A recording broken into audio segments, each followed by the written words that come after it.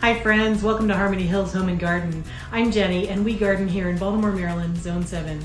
Today I'm sharing with you part 2 of my winter sowing project for this 2022 season. I'll be taking the containers that I shared in my last video, preparing them with soil, and then planting my seeds into my winter sowing containers today. So come with me and let's learn more about winter sowing and get this project underway. So in my last video, I shared with you all the different ways that I could think of to use recycled containers or inexpensive containers to do your winter sowing projects. So today, now I'm going to prepare my containers and get them underway. So let me just get cleaned up a little bit. I mentioned in my last video that the best way to prepare your winter sowing containers is to make sure that they have holes in the bottom, a hole in the top, or multiple holes in the top, and that they are about 4 inches deep with soil. So for a gallon-sized container like this, I'm going to use a safety knife to cut, and I'm going to leave a little hinge right here where this handle comes in, and I'm just going to cut in a line roughly right around in there. And that was perhaps the least straight line anyone has ever cut. But there you go. I've got about, I would say this is about 3 inches worth of soil. And so I'll be able to put my soil in here. I wish I had gotten it a little bit deeper, but oh well. Oh, I also need to remember to put my holes in the bottom. So let me do that.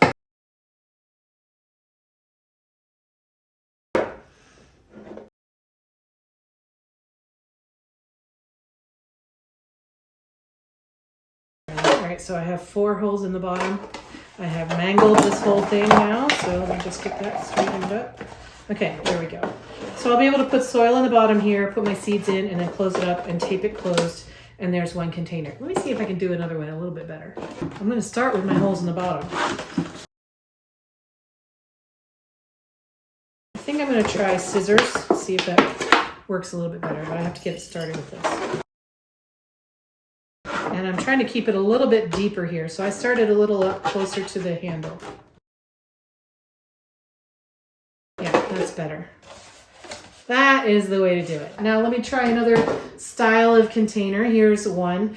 Now this plastic, I learned last year the hard way, is very difficult to cut and to poke holes in. So the method I'm going to use is to get my metal skewer. This is a shish kebab skewer that I have now deemed is a garden tool. I'm going to get this hot on my gas stove, and then I'm going to use it to put holes in the bottom rim of this. And then I need to also put holes into this lid, and I need to cut this so that it can be opened.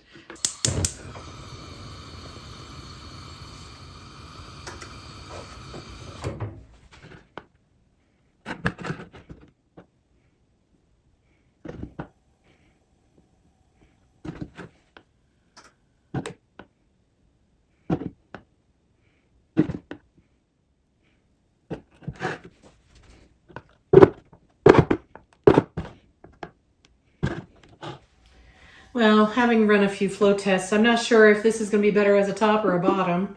I don't know. Anyway, I'm going to cut it in half, and I'll decide later which side I'm going to use as the top. Come on, you guy. I almost got you. I almost got you. Oh, you're mine. All right, I did it. There we go. I forgot to mention, with the milk jugs, I don't have to cut holes in here for rainwater because the rain can come in through here, and I just leave the lid off and it's totally fine. Same thing with a soda bottle. I don't have to cut holes in the top. I can just use this hole for the top. Same thing with this juice bottle and other kinds of bottle containers. But if they have a closed top, you need to allow for some water to come in.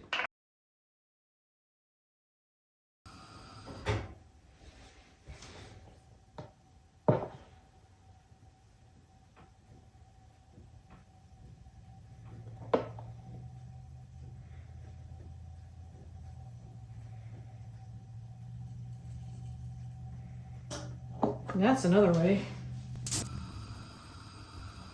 By the way, if you don't have a metal skewer, you can use an old Phillips head screwdriver that you don't care so much about ruining.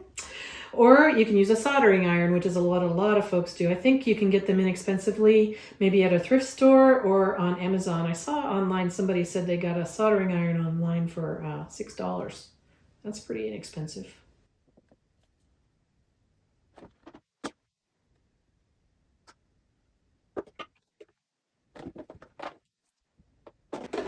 There we go. And now I've got a hinge and an opening. Okay, I'm not going to bore you by making you watch me do all of my container prep. I'll be back with you when I have my containers done.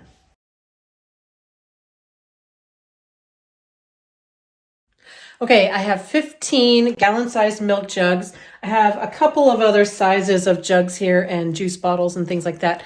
And then I still have all of the other methods of containers that I haven't started to use yet. So I think I have at least 20 containers here and at least 10 more, maybe 15 or 20 more styles of containers, materials for those. So I have plenty to get started. All right, folks, let's talk about what seeds I'm going to be starting using this winter sowing method. Seeds for winter sowing, you want to choose seeds that are either perennial in your zone, meaning that normally they grow, they flower, they set seed, they drop seed, they go into winter, the next spring, those seeds germinate and they volunteer, and now you have more of those plants. So those kinds of things, definitely kinds of wildflowers that are native to your area or other sorts of perennials that you typically find volunteering seeds. Those are great options. Also, cold hardy annuals. Let me get at something, hang on. This book is awesome. It was recommended by several YouTube gardeners online. I just got this, and here are some cool season annuals that you might consider. These might be great winter sowing options. Corncockle, bishop's flower, Queen Anne's lace, green mist, bug loss, dill, snapdragons, ornamental kale, bupleurum, pot marigold, etc., etc., etc. All of the flowers in this book and others might be great candidates for winter sowing. I recommend that you do some online searching and just try. Just put a few seeds into a small container and see if it works. It might be the best way to start those seeds. It might not work, but it's a really small investment to see if it can work. So, with all of that said, let me tell you what I'm definitely going to be starting, what I hope to start, and what I will maybe start depending on space available. I have a video where I went through the different seeds that I bought for 2022. I'll put that in a link up here so you can go watch that if you want. But in that video, I only talked about the seeds that I just purchased for this spring. I didn't talk about any of the older seeds that I had from last year or years before. And also, guess what? I may or may not have done some more seed shopping since then. So it doesn't cover every single seed that I have for this season, but let me tell you what I've got in this pile here. Peggy from Florida sent me some blackberry tiger lily seeds, and I'm really eager to see how these do in my garden. I'm going to try putting some of them in winter sowing. I'm going to try some of them in indoor starts, and I'm going to try some of them direct sown and see which of them work the best. So thank you, Peggy, for those. And actually that approach is something I'm going to try with a lot of these seeds. For sure, I want to get into the winter sowing containers some of the snapdragons that I bought. So here are some Potomac apple blossom, Potomac pink, Madame Butterfly rose, and bridal pink. These are all snapdragons from Johnny's. So those I'm definitely going to put probably half of them in winter sowing and half of them indoor starts and see which one works the best. I also have two types of scabiosa from Johnny's, and I'm going to do the same thing. Some in winter sowing, some indoors. These are Fama Deep Blue and Fama White scabiosa. Also Status, Seeker Blue and Seeker White Status. Stock, Iron White and Quartet Rainbow stock. Foxgloves, I'm going to try the Camelot mix foxgloves. These are the kind that are not biennial. The dog is going crazy in there, sorry about that. Camelot mix flowers the first season that they're planted, and I think if you get them a head start, then they'll flower even sooner. So I'm going to try, this says I have 50 seeds in here, so probably put some of them outside, some of them inside. Sweet peas, I have Mammoth Choice Mix and Old Spice Mix. Yeah, I'm going to try some of these in winter sowing and some of these indoor as well. I don't don't know how much, I'm not gonna be able to start all of these things indoors. Maybe I'll just try a couple of plugs, couple of cells of each one of these, because I don't want to be doing all that indoor stuff. I want the winter sowing to be my main thing. Anyway, agastache, rose mint agastache. This I'm not going to try to do indoors. I'm just going to do this outside. Also, a for sure thing that I want to do winter sowing is this larkspur package. I had done some of them last year and they didn't take because I messed them up. But I have some more larkspur here. This is Lover's Mix larkspur, and I'm going to be doing winter sowing on those. I had forgotten to start them in the fall in the garden as a cool season annual. Silly me. So I'm going to try them this way. I also have some columbine seeds that I collected from my own plants last year. I'm definitely going to get some of these into the ground. Okay, so that leaves me with 2 other piles. So this second pile here is the things that I want to do to try. I'm not sure what's going to happen with them. And if I have containers left over, I'll try these. I've got some lance leaf tick seed, blazing star, Liatra spicata, echinacea purpurea, same thing. Soapwort. This is nodding pink onion. It's a kind of allium, I believe. And finally on this list, lunaria, or money plant, or honesty. So if I have space, these are going in next. And then if I still have space and want to try more, I'll do these last few here. Wild ginger, great white trillium, Jacob's ladder, lily of the valley, foam flower or tiarella, 3 types of alyssum, different mixes, and then some baptisia seeds that I collected from my own baptisia, and some Canterbury bells, which I think are not Canterbury bells. I think they're actually balloon flowers. So. Hey guys, it's Jenny. I'm popping in here. I'm in the middle of editing my winter sowing part 2, and I thought you might want to know that I didn't choose to plant any of my heat-loving or tender annuals or perennials or vegetables in this session. Since I did this planting, I have learned that you can do heat-loving things, tender annuals. You can do them in the winter sowing method, but if you're going to do that, you want to wait until closer to your last frost date, or as we know, your average last frost date, before you put those outside, because those seeds tend to want to germinate in warmer weather. So I'm choosing not to do those kinds of plants in winter sowing, but I understand that you can. And for more information, if you really want to know the skinny on winter sowing techniques, I definitely recommend that you join the Facebook group called Winter Sowers. So look that up and it'll answer all your questions about what kinds of seeds can be done in this method. Okay, I have my containers ready to fill. I have my seeds picked out. Now I need to prepare my soil.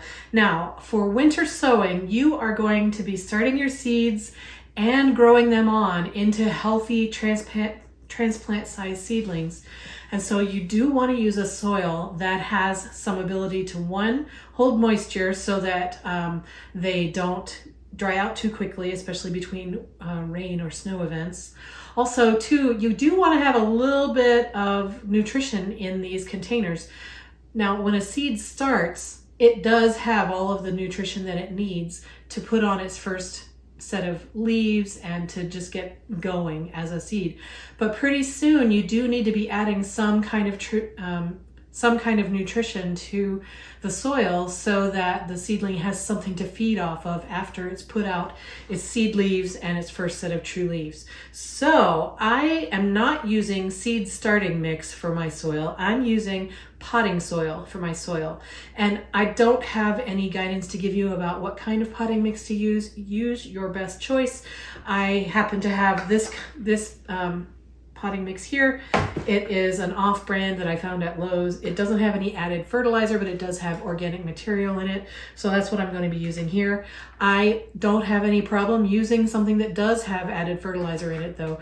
Now the soil, this soil does have big chunks in it like this. And if you were starting seeds indoors under lights, you would want to sift this soil to get these big chunks out of here because the roots of the seedlings in an indoor environment aren't the strongest, and so they don't want to have to fight up against little pieces of bark or mulch like that. But in an outdoor environment, we're mimicking nature. We're mimicking what happens truly in Mother Nature. And Mother Nature doesn't go around sifting the topsoil so that seedlings who volunteer can have an easier time with their roots. So I'm not going to sift this soil either. I'm just going to use it and let my seedlings either thrive or not. And it'll be the survival of the fittest. You want your soil to be evenly moist. You don't want it to be soaking wet or soggy, but you don't want it to be bone dry either. This soil came out of the bag already moist because it had been sitting on the Lowe's sale lot in the weather. And so when I squeeze it, no water wrings out, but it does hold together. But as soon as I touch it, it can crumble apart. And it sticks to my hand a little bit, but not like mud. So this is a perfect thing. I don't need to add any more water to this. I'm going to start with this gallon-sized container. I'm going to fill soil up to about maybe a ½ inch below the lowest part. I think it gets a little higher over here, but this lowest part, I'm going to fill the soil up to about a ½ inch below that. I'm breaking up any large chunks in this soil. So that is perfectly filled for the purpose of winter sowing. I'm just gonna tap it on the surface like that just to get out any air pockets that are down in there and settle the soil down in there. I don't want it to be jammed. I don't want it to be too loose. I don't want any air pockets in there. Now I'm ready to put some seeds in. Which one should I choose first? I'll just go alphabetically. Agastache is the first one on the top of the pile. This is rose mint. It's a type of hyssop. Agastache pallidiflora. Pallidiflora? I don't know. Rose mint agastache. It's an aromatic perennial with phenomenal rose minty fragrance. Minty rose fragrance. It's perennial in zones 4 through 10, meaning that with any luck, it'll be a great candidate for winter sowing. Ooh, they are super tiny. These are just like, they're smaller than columbine seeds. They're very much like foxglove seeds. So I'm going to sprinkle these evenly across the surface of this soil. Yep, that's it. Okay. Now, some growers like to put vermiculite on the surface of their soil, and they think that it helps retain moisture on the surface, and also it helps prevent algae problems on the surface of the soil. I tried vermiculite last year. I'm not sure it had any pro or con. I don't know if it did anything in particular for my plants or not. So I happen to have some fine grade vermiculite here. I will go ahead and throw some on here just because I have it, but I don't know that it's actually essential. So you could try it both ways and see what works best for you. I have this left over from last year. That's the only reason I'm using it. I don't think I would have bought it if I didn't already have it. And I'm just going to put a nice fine layer. Also, these agastache seeds were so small, they don't need to go under the soil. They don't need to be covered. Otherwise, they'll just get lost. And so I think just touching them, tamping them down onto the surface of the soil, and having just the barest little covering of vermiculite is all the covering that these agastache seeds are going to need. The last step before I close this up is to water it in, but I'm not going to pour water on this. I'm just going to spray it with a mist bottle so that it settles the seeds in, but doesn't create a flood that moves the seeds around. Labels. Last year I used these plastic labels like this, and I put them inside the container, and then I didn't worry about labeling the outside of the container. Problem with that is I have a lot to do this year, and labeling using these plastic things doesn't feel great to me because of the number that I would need and the eco-friendliness of plastic labels. So what I'm going to do, instead of labeling inside, I'm going to label the outside only. So first I'm going to tape this up, and then I'm going to label it, and I'll show you how that goes in a sec. For tape, some people use duct tape. I like to use this clear packing tape. It worked just fine for me last year. If you live in a colder area than me, you might have trouble with this tape. I don't know if it does well in like -degree temperatures or not, but for me here in zone 7, where we didn't get below 0 very much except in the wind chill, this worked out just fine.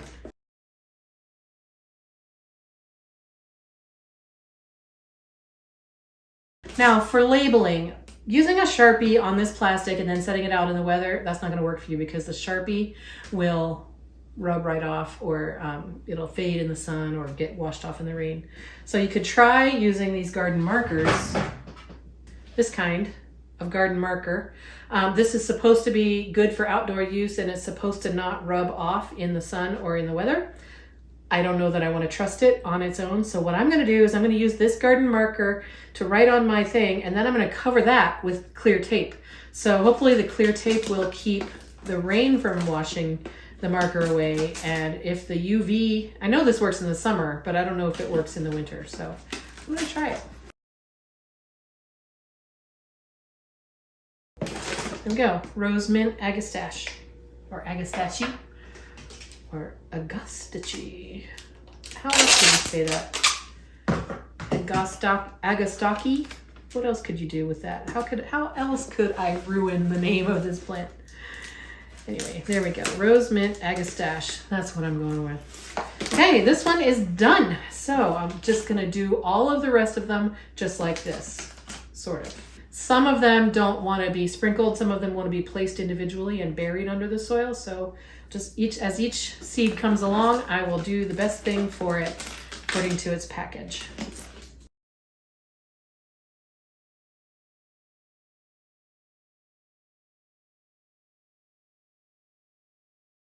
Okay, these are larkspur. These are year-old seeds, so I'm hoping they do all right. I'm not going to put a whole ton of these in here because I want to be able to separate these into individual plants. So I might do 2 containers worth of these just so I make sure I get in as much as I want.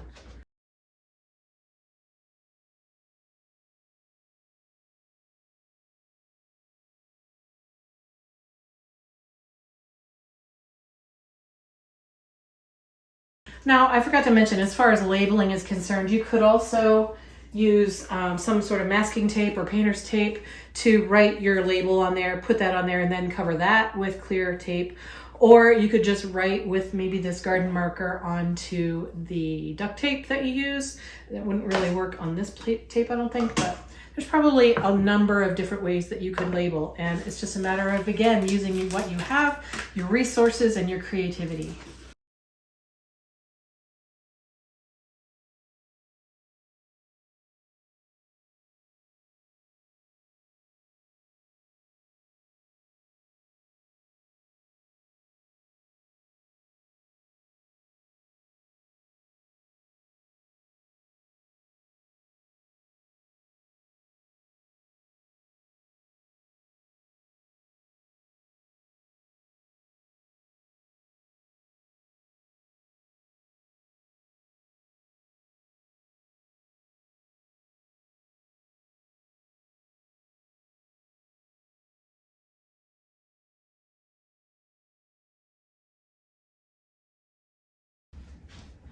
So I've done several containers so far, but I've used the scatter method. And my idea with those is that hopefully I'll be able to open them up when they're smallish seedlings, and then I'll be able to separate them into individual plants before setting them out into the garden. This next seed though, I don't want to take any risk. These are the Camelot Mix F1 pelleted foxgloves. These are expensive, and I don't want to take any chances with the seedlings that I create that I might damage them in transplanting them. So for these seeds, I'm going to be much more careful, and I'm going to place them particularly into their locations here so that I know that there's less likelihood of them getting entangled with each other's roots and then transplant having a problem. Now these are pelleted seeds, which means they're wrapped up in sort of a It's a biodegradable, I think it's made out of mostly clay or sand, but they take the teeny, teeny, teeny, tiny seeds and they put them in this coating so that they're easier to deal with.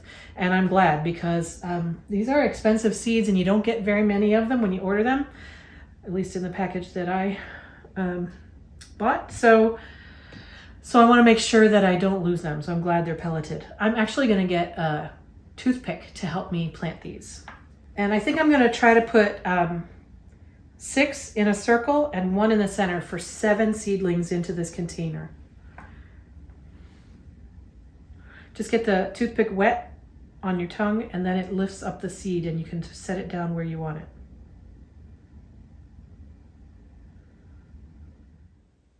That's 6 around the outside, and now 1 for the center. Do not cover seed as light aids germination. All right, so I'm not going to cover them at all. I'm not even going to put vermiculite on them. I'm just going to very lightly mist them to settle them onto the soil. And I'm going to call those done. I'll probably do at least 1 more container of those, if not 2 more. So that's the general idea. I think I'm going to go ahead and continue planting my seeds, and I'll show you at the end what all I've got done. Okay, I have a lot of my winter sowing done. It's not all done, but I ran out of containers that were ready to use today. So let me share with you how much I got done. I got 15 gallon-sized milk jugs. I have blackberry, tiger lily, stock, agastache, larkspur, foxglove, scabiosa, status, snaps. And there's a 4th snapdragon right here. These are sweet peas. These are delphiniums. In this half gallon, I think that's also sweet peas. And in this juice thing, that's Canterbury bells. And then I have these shoebox ones. This is Echinacea purpurea. Then we have some liatris, and then we have some nodding pink onions. And over here, pink dandelions. Don't call me crazy, I'm planting dandelions. And then over this way, we have soapwort and lunaria. Okay, so the next step for all of these is that I need to put them outside. I'm going to put them probably down at the bottom of the yard on that decking platform that we have down there that we use for a stage sometimes. And that's probably where they'll live the winter. It's full sun in the winter, but as soon as we get leaves on the trees, it's in shade. So I think it'll be fine for now. So I just got to get these all outside and let the rain and the snow and the cold and the warm weather come and just take care of them. And I'll be sure to give you updates over the course of the growing season and let you know how they're coming along. So I got them all set out here. I accidentally knocked over 2 of these shoebox ones. So I'm just hoping that whatever is inside those shoebox ones are things that can find their way through the top of the soil, because I know they got all mixed up in the top layer of the soil. Oops. So yeah, there they are. Now I'm just going to let them stay out here. It's currently kind of snowing. I don't know if you guys can see that. Little spits of snow. We're supposed to be getting a nor'easter, but I think we're not going to get much out of that. It's going more northeast. So anyway, so this will just sit here probably until late March or early April is when I'll probably come out and uncover these and see what we've got going on out here. So now it's just a matter of letting them sit here and let Mother Nature take care of them. The kitchen floor is a dirty mess, as is the countertop, and as are my fingernails. But it's the first dirt under the fingernails for the 2022 garden season, and I'm so happy to have this project underway. If you followed along, thank you so much. I hope that you have fun doing winter sowing this season, and if you are planning to, put in the comment section down below, what are you going to try? And have you tried it before? And what is your success and failures? And just tell us, just share. We'd love to hear from you. Thank you so much for watching. I hope to see you again in another video real soon, and I'll see you soon, friends. Bye.